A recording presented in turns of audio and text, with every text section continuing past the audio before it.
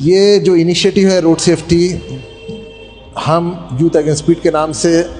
قریب 10 سال سے زیادہ کا عرصہ ہو چکا ہے چلا رہے ہیں۔ اس کی ایک یہ وجہ ہے کہ جو تیز رفتار جو موٹر سائیکل ہے، جو گاڑیاں ہیں، اور پھر روڈ سیفٹی کے جو قوانین ہیں اس کی ہم جو خلاف ورزی کرتے ہیں، کیونکہ روڈ سیفٹی ایک بہت اہم سبجیکٹ ہے،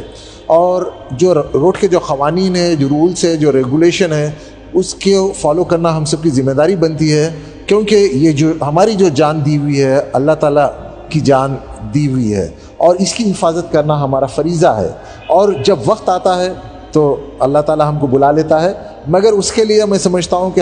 ہماری جان کو کسی بھی طریقے سے جوخم میں نہیں ڈالنا چاہیے۔ جیسا کہ سب جانتے ہیں کہ میرا بڑا لڑکا محمد اجمل الرحمان، جس کی عمر اس وقت 16 سال تھی، اور پھر میرے صالح صاحب جناب محمد اظہر الدین صاحب، ان کا لڑکا محمد ایاز الدین جس کی عمر 19 سال تھی، یہ دونوں کی موت روڈ ایکسیڈنٹ میں، جو بائک کا ایکسیڈنٹ ہوا تھا 2011 میں واقع ہوئی تھی۔ اور یہ جو خبر تھی، یہ جو حادثہ تھا،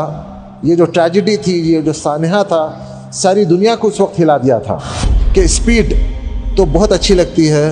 speed thrillers but it also کلس۔ تو یہ جو میسیج ہے ہم تک پہنچانے کی کوشش کرتے ہیں۔ ہم یہ سمجھتے ہیں کہ رائڈر جو ہے اگر ہیلمٹ پہن لیا کافی ہے، اور اکثر میں دیکھا ہوں کہ جتنے نوجوان ہیں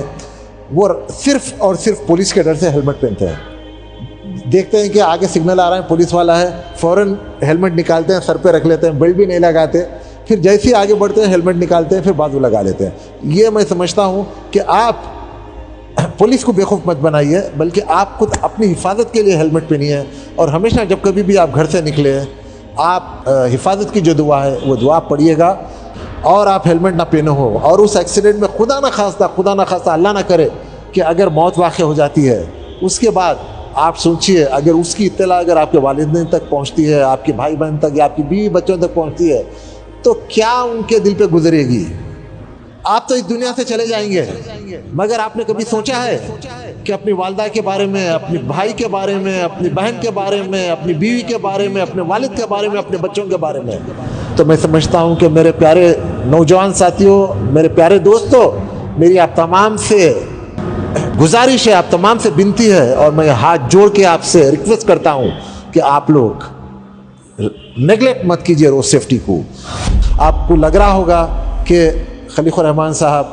پتہ نہیں اتنا ہمیشہ روڈ سیفٹی کے بارے میں بولتے ہیں۔ میں اس لیے بولتا ہوں میرے دوستوں، میرے نوجوان ساتھیوں، کیونکہ میں نے اپنا نوجوان 16 سالہ لڑکا اس ایکسیڈنٹ میں کھویا ہے، اور آپ کو پتہ ہونا چاہیے کہ ایک والد کے دل پہ کیا گزرتی ہے اپنے بیٹے کو کھونے کے بعد۔ تو میں نہیں چاہتا کہ جو سانحہ سے، جو ٹریجڈی سے ہم گزرے ہیں، کوئی اور دوسرے والدین نہ گزرے۔